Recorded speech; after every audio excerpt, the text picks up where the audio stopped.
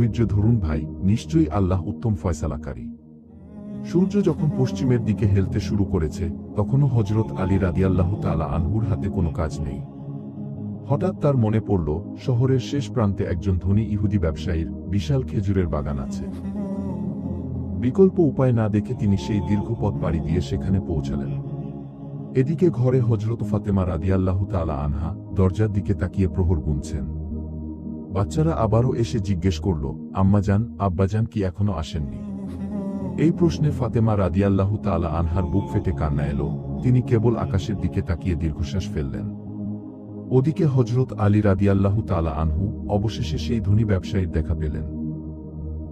হযরত আলী রাদিয়াল্লাহু তাআলা আনহু বিনীতভাবে বললেন, আমি কাজের সন্ধানে এসেছি, আপনার বাগানে কি কোনো কাজ হবে? ব্যবসায়ী আলী রাদিয়াল্লাহু তাআলা আনহুর দিকে তাকিয়ে কিছুক্ষণ চিন্তা করলেন। তারপর বলল, হ্যাঁ, আমার খেজুর বাগানে সেচ দেওয়ার কাজ আছে। কাজটি কঠিন, পানি টেনে প্রতিটি গাছের গোড়ায় দিতে হবে। তবে আমার একটা শর্ত আছে। হযরত আলী রাদিয়াল্লাহু তাআলা আনহু জানতে চাইলেন, কি শর্ত?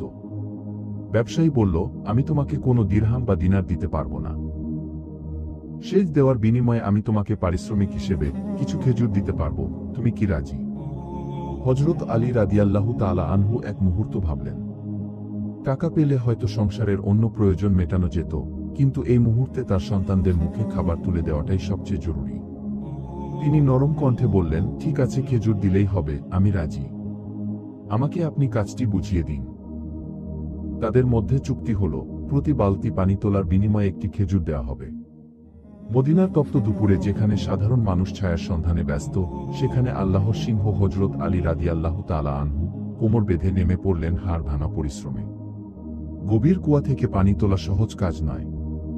একে তো তিনি রোজা রেখেছেন, তার উপর পেটে দানা পানি নেই। প্রতিটি বালতি পানি তুলতে গিয়ে তার দড়ি টানা হাতগুলোতে ফোস্কা পড়ে যাচ্ছিল। দড়ির ঘষায় হাতের তালু কেটে রক্ত বের হওয়ার উপক্রম হচ্ছিল, কিন্তু তিনি থামলেন না। শরীরের প্রতিটি লোম দিয়ে নোনা ঘাম ঝরছে, পিপাসায় বুক ফেটে যাচ্ছে, তবুও তিনি বিরামহীন পানি তুলে চলেছেন।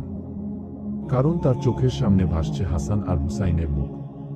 তিনি ভাবছেন, আমার হাতের এই ফোস্কা যদি আমার সন্তানদের মুখে একটু হাসি ফোটাতে পারে, তবে এই কষ্ট আমার কাছে ফুলের মতো পবিত্র।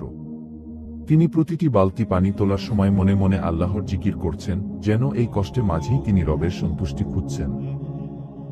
সূর্য যখন পশ্চিম আকাশে হেলে পড়ল এবং আসরের ওয়াক্ত পার হয়ে গেল, তখন হযরত আলী রাদিয়াল্লাহু তাআলা আনহুর কাজ শেষ হল। ইহুদি ব্যবসায়ী অবাক হয়ে দেখল, একজন ক্ষুধার্ত মানুষ কিভাবে এত অমানসিক পরিশ্রম করতে পারে। চুক্তিমতো সে আলী রাদিয়াল্লাহু তাআলা আনহুর সামনে এক থলে খেজুর এনে দিল। হযরত আলী রাদিয়াল্লাহু তাআলা আনহু সেই খেজুরগুলো নিজের গায়ের চাদরে এমনভাবে বাঁধলেন, যেন তিনি পৃথিবীর শ্রেষ্ঠ কোনো রত্ন পেয়েছেন। তার ক্লান্ত শরীরে তখন আর কোনো শক্তি নেই, পা দুটো যেন চলতে চাইছে না।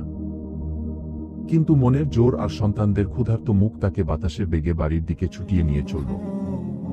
ওদিকে মা ফাতেমা রাদিয়াল্লাহু তাআলা আনহা ঘরের দরজায় দাঁড়িয়ে আছেন।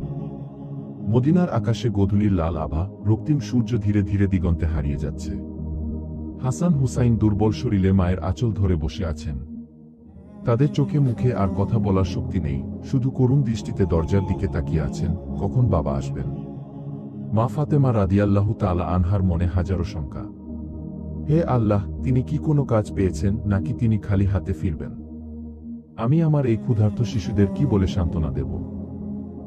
প্রতিটি মুহূর্ত যেন এক একটি বছরের মতো দীর্ঘ মনে হচ্ছিল। অতঃপর ঠিক মাগরিবের আজানের আগ মুহূর্তে দূরে এক ধুলো মলিন অবয়ব দেখা গেল।